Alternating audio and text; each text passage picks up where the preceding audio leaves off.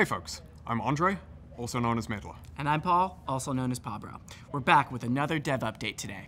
It's September 10th, so everything after today won't be covered. We've got a wide range of topics to cover today, including matchmaking, Timo's art and audio update, LoL player days, a bit on Worlds, and a quick look at Season 2025. But first, let's hear from the modes team. Hey everyone, Eduardo Riot Cadmus Cortejoso here to give you an update on modes. It's been a big year for us. Not only did Arena make its return for round 3, but we also launched Swarm. These modes have been such a joy for all of us to work on, and so on behalf of the entire modes team, thank you all for playing. Now, let's get into the future of Arena and Swarm. I'll start with the question everyone's been asking, are you going to make Arena permanent? The short answer is no. While Arena has been getting a lot of love from many of you, once we hit the 2-month mark, we saw a pretty big drop-off in game hours and engagement. Unfortunately, even our mid-run content update didn't quite inspire a lot of players to come back. But don't worry, Arena won't be gone forever. We're planning on bringing it back in the first half of next year with some much-needed quality of life improvements and even some more wacky augments for you to play around with. Now, for Swarm. So from the beginning, Swarm was never intended to be a permanent game mode. And that's still the case right now. I know a lot of us, myself included, look back fondly on both Star Guardian and Odyssey, but Swarm actually surpassed both of these modes in terms of player engagement. And while we don't have a decision on if or when Swarm will be back just yet, given how much you all played, we're taking some of the learnings into consideration for future game modes and even the potential return of Swarm. I also wanted to let you know that Ultimate Spellbook will be returning as our next rotating game mode. It's already on PB right now and will be going out next patch. And before I go, I wanted to talk a little bit about ARAM. We know ARAM hasn't gotten much focus this year outside of regular balance updates. But don't worry, ARAM enjoyers, we got something cooking for you that will be oven fresh before the end of the year. That's it for the modes team for now. Make sure to check out the dev blog that comes out with this video for more information on both Swarm and Arena. And we'll be back in January to walk you through some of our plans in 2025. Hey everyone, I'm Riot Phroxzon. I'm here to talk to you about matchmaking. Today we wanted to take a moment to look at how some of the changes we introduced this season have landed, and to share the areas we're looking to tackle next.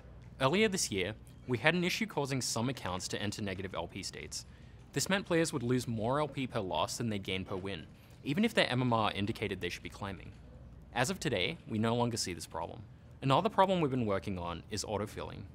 We don't want games to be decided by which team has fewer autofilled players, so we shipped some changes in 14-17 to better balance the amount of filled players on each team. At the time of recording, we've noticed some pretty good improvements, with the amount of games with an autofill discrepancy of 2 or more players dropping from 10 to 15% to less than 0.1%. As of today, games with 2-0 or 3-1 autofill players have been effectively eliminated. This is a good first step, but we want to do more work in this area. Next up, we'll be working on situations where one team has an autofilled player and the other doesn't, with a focus on high MMR, where this problem is especially impactful because of the small player populations. We've also got an evaluation underway on a system called True Skill 2 that could potentially help out meaningfully with things like better placing new accounts and detection of smurfs.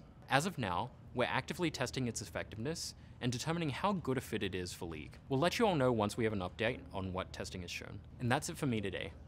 Make sure to check out the dev blog that just came out with a lot more details on how our 2024 changes landed and where we're looking to focus our efforts going forward. All right, a slight change of pace. Let's talk about Timo's art and audio update.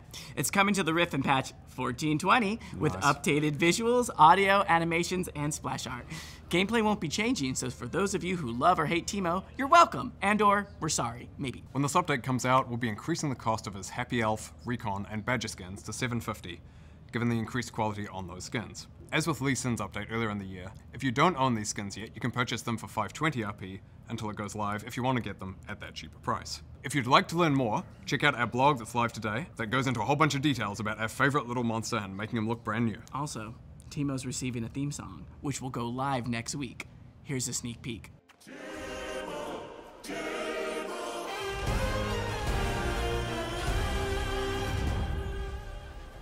Switching topics, we've got Worlds 2025 kicking off in 3 days on September 25th with play-ins in Berlin. After Berlin, it's then Paris for both quarterfinals and semifinals, followed by London for the finals. This year we've brought back Pick'ems, along with a new feature we're calling Global Power Rankings, that we think should be good if you want to get up to speed on teams or regions that you're less familiar with. Or maybe you just want to argue with our rankings about how your favorite teams stack up against their competition globally. We just dropped a dev blog that explains global power rankings in more detail, so go check it out if you want to learn more. And finally, the world's anthem will drop tomorrow, so keep your eyes and ears peeled for that. In case you missed it, this year's world's artist is... Along with Worlds in October, we'll also be celebrating League Player Days, a celebration of your League journeys over the last 15 years. Player Days will be 3 themed days that celebrate players of all kinds, from casual enjoyers to hardcore ranked climbers. The celebration will kick off with Creative Day, with the focus especially on artists. Then Music Day, to celebrate our true calling, being a music company. And finally, Esports Day, to highlight the ultimate competition in League. On each day, we'll share stories from players around the globe about what League means to them.